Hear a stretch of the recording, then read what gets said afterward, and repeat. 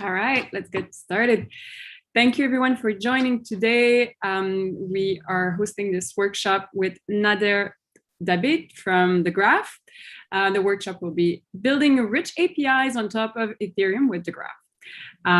If you want to connect with the team afterward, I invite you to join our Discord and the specific sponsor channel. And in the meantime, if you have any question, please post them in the Zoom chat, and Nader will get to them as he goes on. I will let you take it away, Nader. Thank you for the intro. Really excited to be here. Kind of honored to be speaking at an event like this. So thanks for having me. And we have 28 minutes, maybe 30 minutes. So I'm going to try to, fly through what I'm going to be doing. It's going to be a combination of a presentation as well as a kind of live coding demo. And we're going to deploy an API in the Graph. It's going to be querying NFT data from Zora smart contract. So we'll go ahead and jump right in.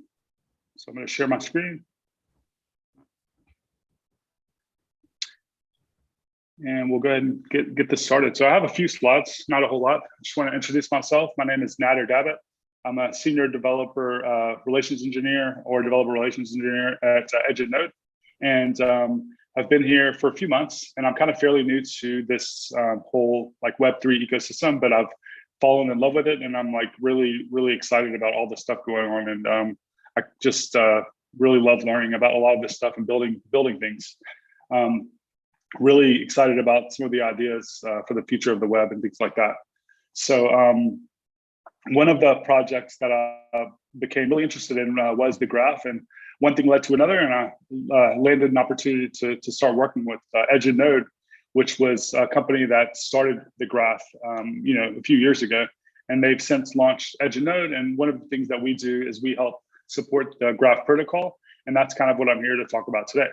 So the Graph is a global API for DeFi and Web3, but in reality, it's kind of like a global API for any public data, any data that is deployed to any decentralized network or any decentralized system. Now, some of the main use cases that people are working with today on the Graph are DeFi, and they are a lot of the traditional type of dApps that you see. But in the future, we definitely are excited to see a lot of more interesting things that people are already starting to build. Games, e-commerce, all types of stuff. And the Graph is kind of, the best way I can kind of describe the Graph is it is a way to deploy decentralized APIs that make querying data from blockchains or any other decentralized networks very, very easy. And it's kind of an abstraction that allows you to kind of get up and running with something that in the past would have taken you a lot longer to build. And it's also something that would be really tough to build in a decentralized manner.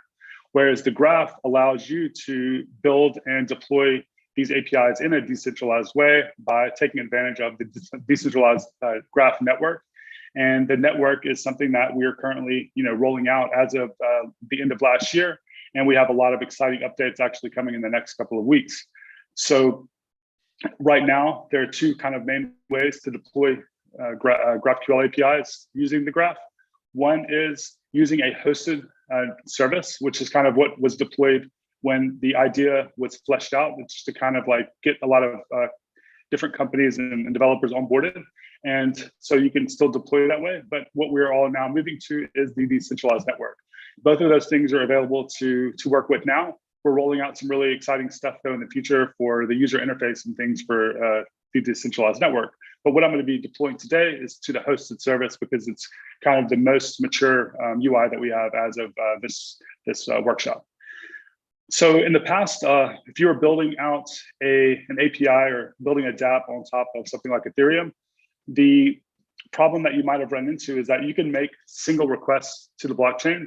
But let's say that you need some historical data, or you need some aggregated data, or you needed a performance query that is going to gather a bunch of data and maybe aggregate it or do some map reduce or some other type of data access pattern. Now, in the past, you can't just make those queries directly to the blockchain. So what a lot of companies were doing, they were building out their own indexing servers. So they would take a smart contract, they would build a server and they would deploy it to something like AWS, and then they would have to build out their own logic that would then go index all the data, store it, and serve it up in API. Now, the problem with that is that it's first of all, breaks the whole idea of what decentralization is, but also it's very resource intensive. Now, you can kind of understand how, you might want to have taken that route if there was no other options. But what the graph is here to provide is that new indexing layer that allows you to deploy these different APIs in a decentralized manner. And, deploy a web app, a mobile app, it doesn't really matter. Even you can query these APIs from the back end, but you deploy your API and you're now having access to all of this very rich data and giving a bunch of really, really great different data access patterns. And we've seen a lot of success, a lot of growth. And as of the time I made these slides, which is probably a little bit outdated numbers at the time, but we have over 10,000 lifetime subgraphs deployed by over 18,000 developers. And we're seeing over 20 billion queries per month. And I don't know what the exact number is now, but that was kind of a few months ago. And a lot of companies are using the graph. Now, you've definitely probably interacted with some of these different apps in the past yourself. So things like Uniswap, Foundation, Synthetics, all of these are using the graph in production. And there are also different subgraphs that you can interact with that other people deployed on top of other smart contracts. So Compound is one of those.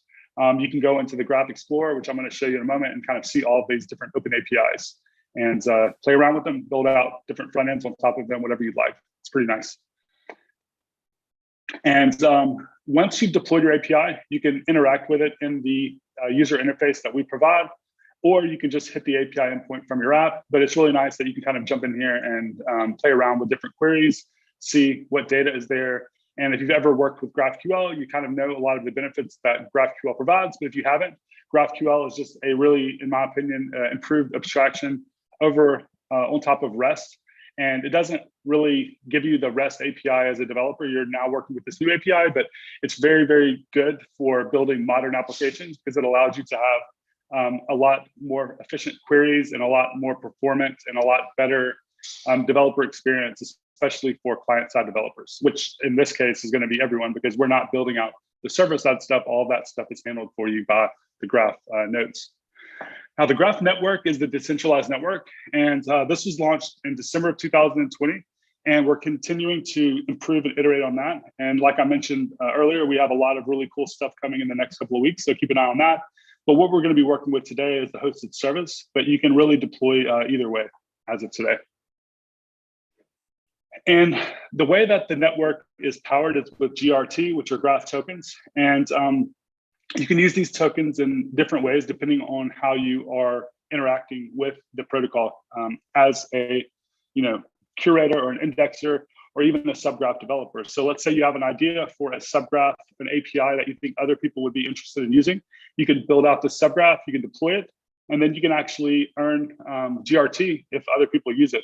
So a lot of interesting ways to kind of be a participant in the graph network. And as you're going to see, we can build out one of these graphs in just a few minutes. So that's what we're going to do. So we have 20 minutes. I would like to initialize a new subgraph and deploy it and query it from the network and see if we can do this. Now, the graph that we're going to be deploying is to query. It's going to be indexing and exposing an API on top of NFT data that is using the Zora smart contract. Now, these are the steps for creating and deploying a subgraph. You initialize the subgraph, you define the data sources, which would be the smart contract addresses that you want to index. You define the entities that you want to index from those smart contracts. So for example, let's say that you have an e-commerce, a product could be an entity. So you kind of define that entity and then you form that entity and save it into the indexer. And you're going to kind of understand a little bit more about how that works. You also define your data model, which is very closely tied to the entity. So the entity is actually defined in GraphQL. You configure your AssemblyScript mappings, which actually define the business logic from the data that is coming back from the smart contract for what you want to save. And then once you're ready to make the initial deployment or an update, you just deploy.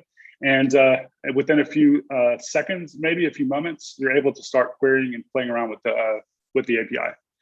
So with that being said, we're going to be working off of a workshop that I've actually made open source. So I'm going to be using this as my boilerplate to kind of walk through, but you can also take this and build something yourself. And I kind of encourage you to do that if you're interested in learning more about this. So the URL for this workshop is in my GitHub. So github.com/Dabit3/building a subgraph workshop. If you go to my GitHub, you'll see that at the very top, the repository, the third repository would be that one.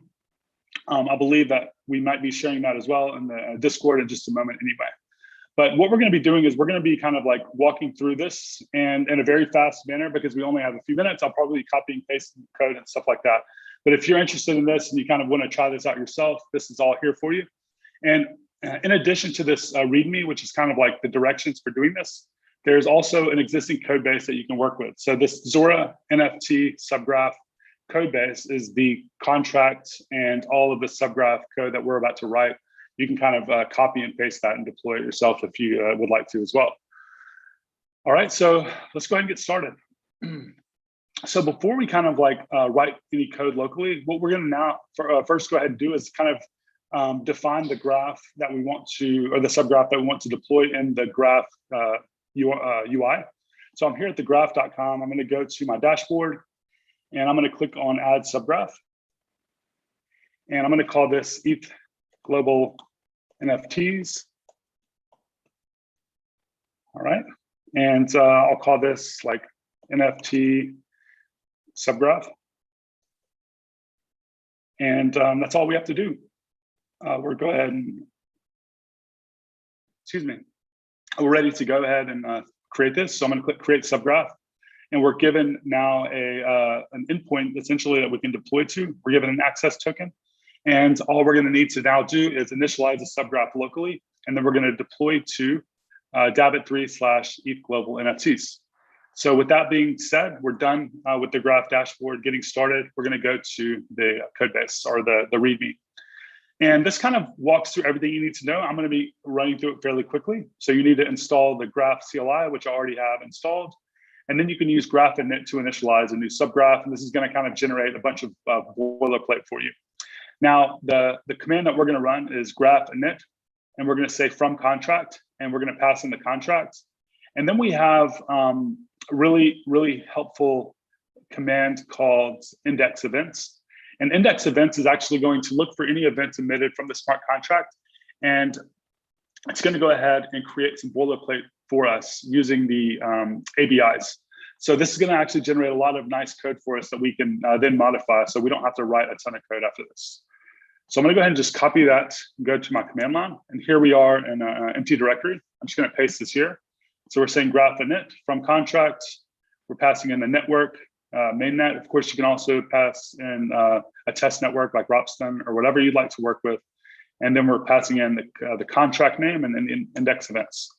And this is going to go ahead and scaffold everything we need. Now, for the subgraph name, we already created that. So I can go back to here, copy Dabit3/global ETH global NFTs, and we're ready to roll. I can now just accept all of the rest of the defaults because I've already kind of passed in all this stuff, and we're ready to go. So that's going to go ahead and create the code locally, and we can go ahead and continue on. I'm going to skip over some of this again because of the time constraints, and we're going to now go to our schema.graphql. Now, in the schema, we're going to be defining the entities that we want to save. So with an ERC 721, you have an entity that's essentially going to hold things like the ID, the token ID, the content URI, metadata URI, and so on and so forth. And we also want to, so we're basically going to have a way to index and query all the different NFTs as a token. And we're also going to have a way to index and query all the users and then have relationships between the two. So we don't only want to query the tokens, we don't only want to query the users, we might want to say, I want to get all the tokens and all of the user metadata, or vice versa. And the way that we do that is we use these different directives. So here we have a derived from directive where we're passing in the fields that we want to associate. So in this case, we have owner and owner, and then we have creator and creator. We also are using this @entity directive, and this is something, again, specific to the graph that is going to allow us to index this data and build out some code generation for us locally. So if we go back to our terminal, we should see that everything has been created for us. So we see a new directory called ETH global NFTs. All right, and what we're going to do is we're going to go ahead and open this up in our text editor, and we're going to start writing some code. So I copied that GraphQL schema, and we're going to use that in just a moment. And in the scaffolding, in the boilerplate that the CLI created for us, we have a few different main areas that you probably need to keep into consideration. One is the schema.graphql. So I'm going to go ahead and open that. This is where we define all of our entities. We also have the main configuration for the entire subgraph at subgraph.yaml. And this subgraph.yaml is really where we're kind of describing everything about this subgraph. And I will walk through some of these properties in just a moment. And then the last thing that we're going to look at in just a moment is the mappings. And I'll talk about what those mean in just a second. Now, before we start writing any subgraph configuration, let's go ahead and define the entities that we want. So in this case, we want to index and query tokens and users. And I kind of walked through how some of this stuff worked as far as these directives and stuff and these fields that we're working with. And I'm going to go ahead and save that and open up subgraph.yaml. Now, the subgraph.yaml has a bunch of configuration for the things that we're going to be working with. But the main thing to keep in mind is this data sources field. And you can have multiple data sources, but in our case, we're just going to have a single data source. And what the graph does once you deploy this subgraph, it's going to kind of go into this data sources field. It's going to look for all the addresses, and it's going to then start indexing and looking at all of the different transactions for this address. And for every time that we find this address or transaction on this address, we're going to then invoke these event handlers. And we're going to look for the events that have been emitted, essentially. So this address is the Zora smart contract address. So if I go to like Etherscan, we'll see that we have this address. And this is kind of the data that we're going to be indexing. Now, what we can do is we can now also define the start block, because let's say we don't want to kind of like go through every single block from the very beginning of Ethereum. We might want to start at when this contract was deployed, which makes a lot of sense. We can do that. And let's see here. I can go to last and I can say, okay, the start block is going to be this one right here. So I'm gonna go ahead and copy that. And I'll even go back to my code base here where we kind of see where we have the start block here. So I can do that just to kind of show you that it is documented here. So we have the start block. And so we're working with this contract, the start block, and we can continue on. Now, the entities that we want to save are going to be defined here. And here we have a token and a user. So let's just go ahead and update that to say token and user. All right, so the last thing that we want to do is we want to define the event handlers that we want to basically interact with and save data from. So by default, when we passed in index events, it went ahead and looked at the ABIs and it saw like any events like approval or approve for all, and it went ahead and created these event handler boilerplates for us. The only two events that we're kind of interested in are token URI updated and transfer. Transfer is going to be kind of what's called when a token is minted or transferred. And then the token URI update is going to, someone changes the metadata from an NFT, this will also be updated. And those are the two events that we really need to kind of get most of the data that we're interested in. So we've saved those, we've made those updates, and you see here I have all this here as well. The next thing that we might want to do is we've already kind of created our schema. We have our configuration here. What we now need to do is interact and create our business logic, you could say, or the code that we need to write to actually take the data that's passed into these events here. So here we see like when a new transfer is made, we have the address that it's from, probably the address that it's to, and an integer value that we're going to be working with. And so in these mappings, we're going to be kind of handling those events. But before we do that, it would be very nice actually if we had some boilerplate code that we could basically use for type safety. And we can do that actually really easily by running a graph code gen. Whoops.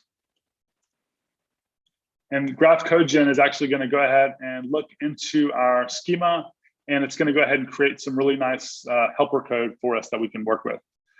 And if I go now to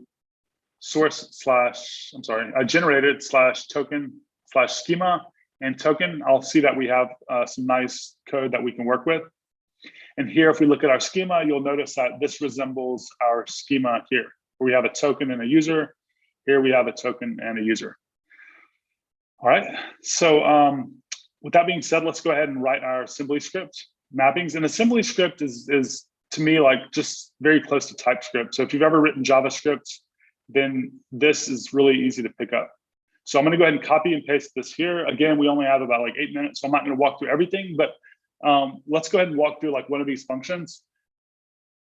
When this handle transfer function gets invoked, we've defined it here. Whenever this transfer event happens, we're going to be passed in an index, address, and integer. We can kind of go here and see that we're taking this event, and then we're basically going to check and see, like we basically have that event information here. And then all of the different values off of that are available on the event.params. So we have the token ID, we have the content URI, and all these other different pieces of data that we can work with. With that being said, the logic here, the first thing we do is we first go ahead and try to load that token. And if it exists, we skip this and we kind of go ahead here and we kind of add additional fields. If it doesn't exist, we go ahead and create the different fields on that token.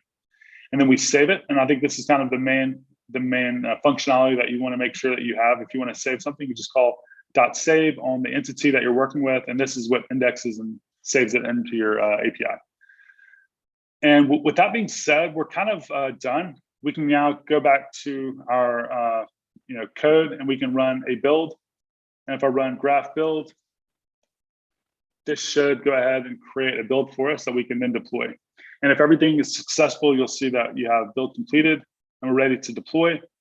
And before we deploy, what we basically need to do is we need to give some authorization from our local machine and stuff. So I can say graph auth, and then I need to pass in the access token. And here we have that access token right here. This was given to us when we created our subgraph. All right, so we've authenticated, and now we can go ahead and run yarn deploy.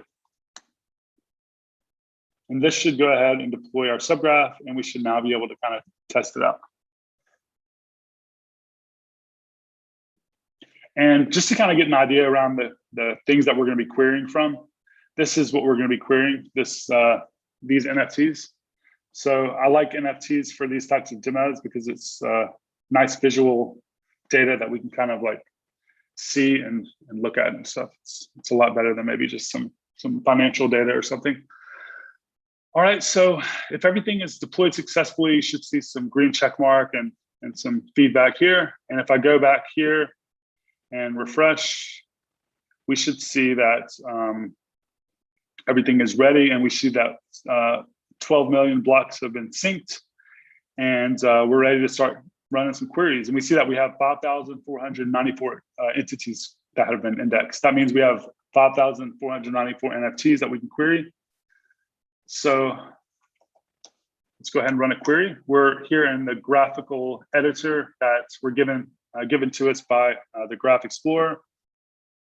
And here we see that we have some content URIs. And this is going to be kind of like the NFT data. We can also pass in arguments. So we could say that we want to order direction like descending. And we can say order by like ID or something like that, or say token ID. And we're given, this in a different direction. So instead of getting the newest stuff first, instead of getting the oldest stuff first, we're now getting kind of like the newer stuff. So let's go ahead and copy this content URI and see what's there. We have an NFT. Check out one more. Hopefully this is safe for work. There we go. I think that's the same one that's the same one that's there. So maybe if I refresh, yeah, cool. So our data is coming back in the same way that it is being displayed on Zora. That's pretty cool. It only took us a few minutes to deploy our subgraph. And that's really it. I mean, one thing that you might do would be to kind of continue iterating. So if you want to make an update, you want to try change a few things, you can do that. All you need to do is make the updates in your code and just run yarn deploy again. And you might want to do code gen as well if you've changed anything in your GraphQL schema. But anytime you want to redeploy, you just run yarn deploy and your deployment is updated. And with that being said, we're kind of getting close on time. So I'll go ahead and drop off or go ahead and end this presentation with a couple of resources. And then I'll be in the Discord for the next 15 minutes answering questions. So the workshop is linked here, github.com/Dabit3/building a subgraph workshop. If you're interested in learning more about the graph, check us out on Twitter, the websites, our docs, and we also have a Discord that I recommend checking out if you're building out things and you want to ask any questions or you want to contribute back to the community. One other thing I would say that I didn't really call out here is we have a really great grants program. So if you're interested in making money and contributing to the ecosystem or being a part of it and getting paid for it, and you have some ideas, then check out the Graph website. Let's see here, grants. If I can find the blog post here. This is kind of giving you an idea around how the funding mechanisms work and some of the things that we've contributed to in the past. So it gives you a good idea around some other ideas that you might have. So yeah, that's it for me. I just wanted to say thank you so much for checking out my presentation, and that's it. Thank you, Nader. That was really great and so much information. Yeah, I see a question that's actually really good, like 12 million blocks.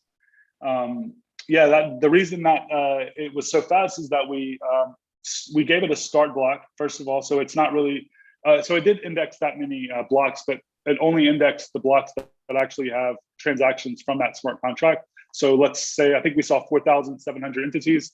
So it actually ran 4,700 different, it saved 4,000 times to the database, not 12 million. Awesome. Yeah, I think that was the main question. And as you were saying, we're running out of time. So anyone, please go to the Discord channel. Nader's going to be there for the next minutes, and we'll be happy to take your questions. And again, during the event, the team are usually there to support you. So as you start running into blockers, feel free to jump in the sponsor channels. That's why they're there for. Thank you so much for the session, Nader. Thank you everyone for showing up. I'll wish you all a really good day. Bye.